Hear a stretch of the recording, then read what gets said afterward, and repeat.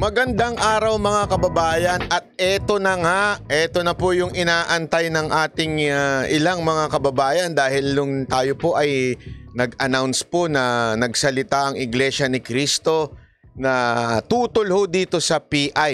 Ay marami hong mga nagmagaling dyan, alam mo yun, mga mema, yung mga nagmamarunong at sinabing wala naman sinabi sa amin.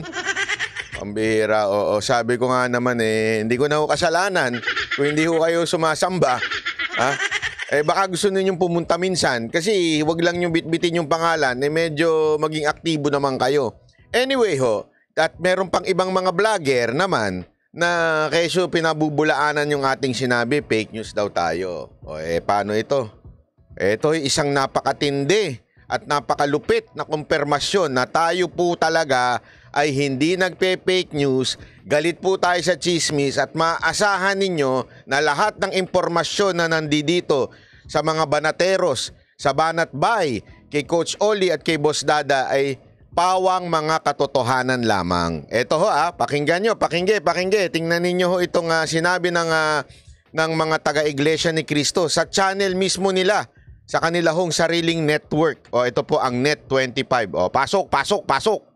Ito na po, alang-alang po at doon sa mga namomonitor nga natin, Nelson, kasi sabi ko nga sa iyo, nagbabrowse ako ng mga content creators, mga nagbablog, at isa po sa mga paksa na kanilang tinatalakay at nagkakaroon po ng pagkatalo-talo ngayon, ano po ba talaga ang stand ng Iglesia ni Cristo sa People's Initiative ngayon? Ang tinutukoy pong People's Initiative ay itong pinirmahan at ikinakalat ng mga grupo na yung may pirma ni Attorney Abad. Yan, opo. Na yung tungkol sa voting jointly ang gagawin. Kasi sabi nung isa na vlogger, hindi, ano yan, sang-ayon ng mga kaanib sa Iglesia ni Cristo. Nako, sigurado ako mga insimada vlogger yon. Lalo na yung sumasayaw na nakapantit bra. Ayan. Di ba? Diyan sa sinusulong na People's Initiative. Sumagot naman yung isa. Sabi nung isang vlogger, hindi, ang alam ko, may nakausap akong mga miyembro na ayaw lang magpabanggit ng pangalan na sila ay tutol kung sa mga bagay na yan, yung mga hakbang hanggang sa humaba ang trend, kung saan-saan na napunta ang usapan.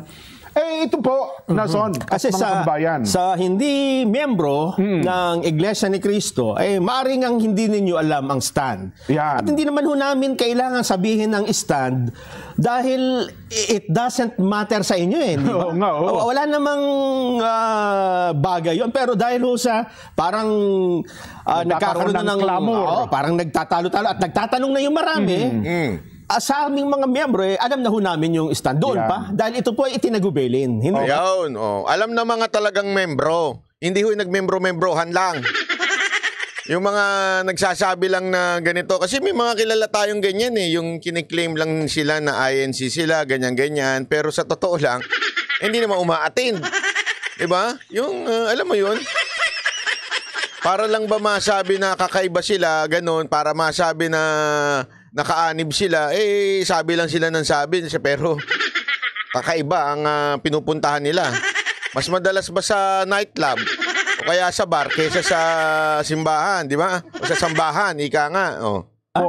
Ibinilin na po sa amin yan At ang bilin po sa amin tutol tayo. Tutol po kami, Yan, Nelson, tayo. Ay tutol po kami sa sinasagawa ngayon na People's Initiative. Naku po, ang linaw, pahulong sa pinakamalinaw. Di ba? Palakbakan naman dyan.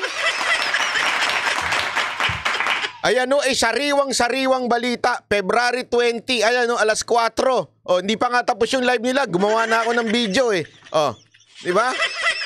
Ano sinasabi? Tutol.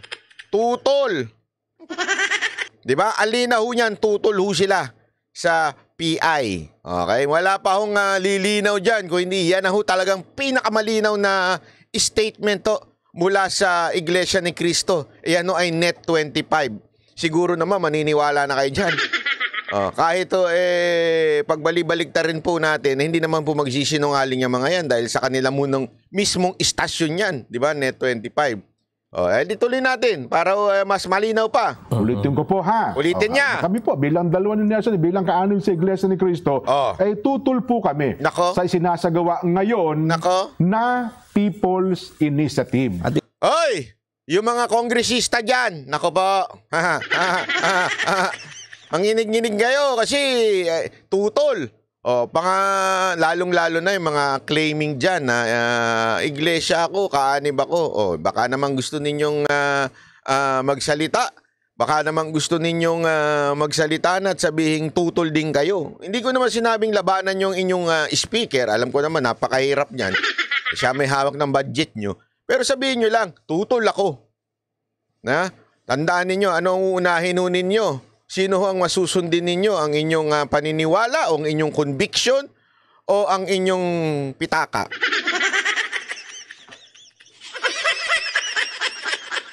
Dinatawagan natin ng mga kongresista dyan, pitaka o ang inyong paniniwala? Naku po, patay tayo dyan. So, alam nyo na kung sino kayo mga tinutukoy natin dito. At yung mga humihingi ng tulong, yung lumuluhod, papasok ng sambahan para sila'y basbasan at i-endorse ng INC ng mga kongresista dyan. Baka gusto ninyo makinig at sumunod. Kasi endorse pa sila sa inyo, hindi naman pala kayo nakikinig. Yun lang Ito, tuloy natin. Ito po ay ipinaabot sa mga tagubilin na buwan na no? Ang nakaraan, hindi ba? At ito parang... Yun na importante dyan, buwan na. Bakit hindi kanyo pinapansin? At bakit tayo po ay nasabihan na iparating sa taong bayan? Kita nyo, mula nung ating inilabas ito sa ating channel, abay pumutok tong issue na to. Pumutok tong issue na to at ginawang pinag-usap-usapan sa netizen. Kasi parang hindi nila, alam mo yun, hindi nila alam na meron na palang ganitong nagsasalita. Dahil nga lumabas dito sa ating channel, maraming salamat naman po doon sa ating kaibigan na nagsabi sa atin ito. At sabi nga, tayo daw ay i-announce ito. At alam nyo, sa totoo lang ako ay sobrang tutuwa at thankful na tayo po ay napagbilinan na ilabas ito sa social media dahil nga po hindi yung media pinipick up ito. Kaya gusto nila ma-pick up. Nag-trending naman ito sa social media. Kaya naman din eto nililinaw na nila. At least, di ba dahil sa nag-trending ito, malinaw na ito. This week ay inulit para bigyan po ng diin ang bilin na ito. At yung iba namang mga kapatid, pinakamabuti, huwag na kayo makipagtalo dun sa... Yun na po, narinig na po ninyo sa amin. Huwag na kayo makipagtalo. Yung mga dyan, yung mga hindi na-attend ng sambahan, huwag na kayo makipagtalo. Maganda ayan po, narinig niya na mismo sa inyong channel na Net25. Ang stand ng Iglesia ni Cristo. At sana po naman doon sa mga vlogger, yaman din lamang nanonood at nakikinig po kayo ngayon, yun po ang stand ng mga kaanib sa Iglesia ni Cristo. Yun po ang bilin na tinanggap namin hanggang sa ibaba na son. Kasi meron tayong messaging na hindi nagagaya ng iba. Sa iba't ibang kaparaanan kasi tumatanggap tayo ng mga tagubilin, di ba? May mga pagkakataon sa pagtitipon at mayroong pagkakataon sa mismong mga pagpupulong sa mga sambahayan, hindi ba? Maaring yung ibang kaanib ay hindi nakadalo sa pagkakataong ibinigay yung bilin, kaya baka sila malito. Ito ay binabanggit na namin para maging malinaw at lalong-lalo na doon sa mga hindi naman miyembro at nagtatanong. Ayan po.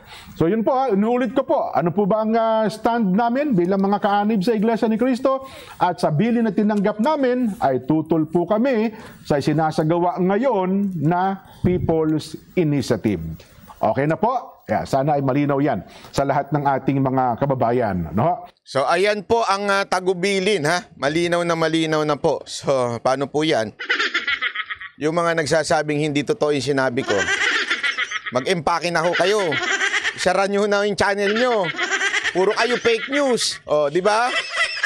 Yun ang totoo Sabi ko naman sa inyo dito sa Banat by Channel, kasama ko si Coach Olit, si Boss Dada, hindi ho kami nagdadala ho dito ng fake news. Kahit ho ito ay makakatulong sa aming pinaglalaban, basta fake news. Doon tayo. Pag totoo, totoo. Ito ho, matagal na ho sinasabi ng iglesia ho ito sa mga membro nila, meron pang mga ilang troll dyan na sasabihin, hindi totoo yan, hindi totoo, kaanim kami. Pero kasi iba nga dyan, mga troll na lang mga fake account Pero yung talagang aktibo sa INC, alam mo nila yan. Kaya nga nililinaw na ho nila, ito na ho, yan ang sinabi ng Iglesia ni Cristo. At kayo namang ho mga tagapakinig, sana ho maging aral na ho sa atin ito. Maging aral na ho sa atin na wag ho tayong maniniwala doon sa mga nagpapakalat ng fake news. Doon lang ho tayo sa mga vlogger na alam nating hindi ho nagpapakalat ng fake news. Doon tayo sa mga vlogger na talagang ang kanilang source, walang iba kung hindi ho yung mismong talagang source na credible. Hindi ho yung kung sino-sino, kung saan-saan galing na animal dyan, tapos bigla na lang sasabihin, eto yung narinig nila. Huwag na tayo doon. Baguhin na ho natin ang takbuhin ng vlogging. Doon na lang ho tayo magbigay ng opinion doon sa mga lehitimong facts, lehitimong balita. Kasi ang problema, minsan, react tayo ng react sa mga bulong-bulungan lang. Sa chismis lang, ika nga. Para tuloy nagiging, sabi nga nila, sarswela na ho ang social media. Kung sino na lang, mabigyan dyan ng mikropono, kaya makakuha ng cellphone, magsasalita na, magbablog na, magbibigay na ng opinion. Ingat kayo sa mga bulaang propeta.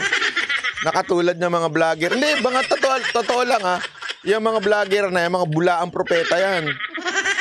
Basta-basta nagsasalita out of nowhere, bigla na lang may sasabihin na kung ano-ano, galing sa ganitong demonyo, ganitong ahas, ganitong kung saan-saan galing. Doon lamang po tayo sa merong source na legitimate, wag sa chismis. Dahil po, tayo, si Banat Bay, galit na galit sa chismis at fake news. At ang mga banateros, banateros, banateros, hindi ho yan mga matatalino po yan at nagsusuri talaga kung ang sinasabi ng isang vlogger ay totoo o hindi. Di ba? Kaya maraming salamat po. Ako po si Banat Bay.